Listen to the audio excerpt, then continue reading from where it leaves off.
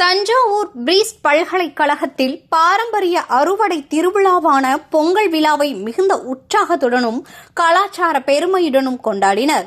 தமிழ் கலாச்சாரம், ஒற்றுமை மற்றும் நன்றியுணர்வின் உணர்வை முன்னிலைப்படுத்தியது. திருவாரூர் நீதித்துறை நடுவர் நீதிமன்றத்தின் உதவி அரசு வழக்கறிஞர் பொற்செல்வி முரசொலி அவர்கள் இந்த விழாவில் சிறப்பு விருந்தினராக கலந்து கொண்டு சிறப்பித்தார். தனது சிறப்புரையில் இளம் தலைமுறையினரிடம் பாரம்பரிய விழுமியங்கள், கலாச்சார பாரம்பரியம் மற்றும் சமூக பொறுப்புகளை பாதுகாப்பதன் முக்கியத்துவத்தை அவர் வலியுறுத்தினார். மேலும் மாணவர்கள் தங்கள் தனிப்பட்ட மற்றும் தொழில்முறை வாழ்க்கையில் நெறிமுறைகள், ஒழுக்கம் மற்றும் நீதியை கடைபிடிக்க வேண்டும் என்றும் அவர் ஊக்குவித்தார். இந்நிகழ்ச்சியில் பாரம்பரிய பொங்கல் சடங்குகள் இடம்பெற்றன.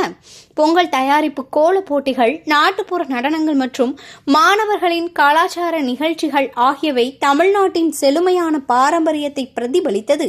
விழாவில் தலைமைச் செயல் அதிகாரி வேங்கடா உள்ளிட்டோர் கலந்து கொண்டனர்.